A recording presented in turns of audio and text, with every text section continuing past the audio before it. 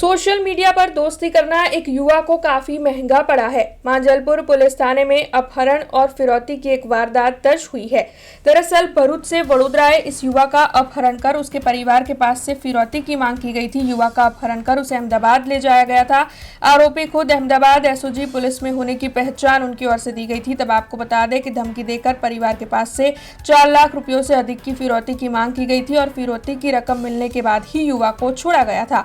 तब पीड़ित की अर्जी के आधार पर मांजलपुर पुलिस ने इस मामले में गुनाह दर्ज किया है। इस मामले को लेकर आफ्ताब पठान और याग्निक ऐसे 2 आरोपियों की गिरफ्तारी अब तक की जा चुकी है और अन्य 2 आरोपियों को वांटेड घोषित किया गया है। तब आपको बता दें कि पुलिस इन दोनों आरोपियों से अभी जांच पड़ताल करने वाली है। तब इस मामले में और ज्यादा नए खुलासे हो सकते हैं और अन्य 2 आरोपियों को ढूंढने में भी पुलिस जोरों शोरों से जुटी हुई है। तब इस बारे में ज्यादा जानकारी जो है वो मांजलपुर पुलिस थाने के उच्च पुलिस अधिकारी की ओर से पत्रकार परिषद के तहत दी गई है। થોડા દિવસ અગાઉ અફાન કાની કરીને જે ફરિયાદી છે તેઓ એક મહિલાના કોન્ટેક્ટમાં આવે છે ઇન્સ્ટાગ્રામ થ્રુ અને ત્યારબાદ એમની મિત્રતા બંધાય છે અને એ જે મહિલા છે તેને એમએસ યુનિવર્સિટીમાં એક કામ માટે આવવાનું થાય છે ત્યારે તે ફરિયાદીનો કોન્ટેક્ટ કરે છે અને ફરિયાદી પોતાની ઇનોવામાં તેને પોતાના કામ માટે એમએસ યુનિવર્સિટી લઈને આવે છે। જ્યારે એમએસ યુનિવર્સિટીમાં પોતાનું કામ પતાવીને આ ફરિયાદી એની મહિલા મિત્ર અને એમનો ડ્રાઈવર જ્યારે પરત થઈ રહ્યા હોય છે ત્યારે બરોડા ડેરીથી સુશેન્સ તરફ જતા આર્મી કેન્ટોનમેન્ટ એરિયાની સામેવાળા પોર્શનમાં એની ગાડીને એક સ્કોર્પિયો ગાડી દ્વારા રોકવામાં આવે છે। સ્કોર્પિયો ગાડીમાંથી 3 જણા ઉતરે છે અને એની ગાડીમાં બેસી જાય છે। પછી થોડી આગળ જઈને એ 3 બેસેલા અન્ય ઈસમોમાંથી એક ઈસમ જે આની મહિલા ફ્રેન્ડ છે ફરિયાદીની તેને લઈને ઉતરી જાય છે અને એ અલગ ગાડીમાં નીકળી જાય છે।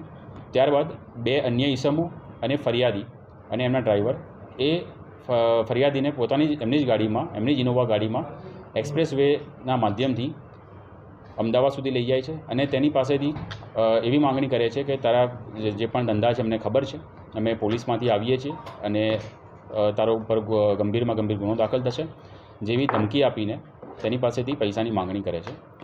અંતે 4 લાખ રૂપિયાની માંગણી કરે છે અને પરત બરોડા ફરે છે।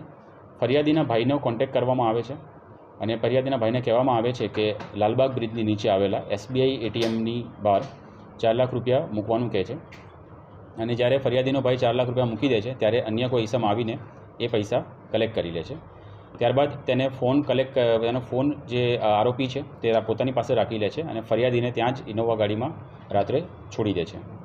ફરિયાદી ખૂબ જ ડરેલી હાલતમાં પોતાના ઘરે જાય છે અને બીજા દિવસે ફરીથી તેનો કોન્ટેક્ટ કરવામાં આવે છે આરોપી દ્વારા અને અન્ય પૈસાની માંગણી કરવામાં આવે છે।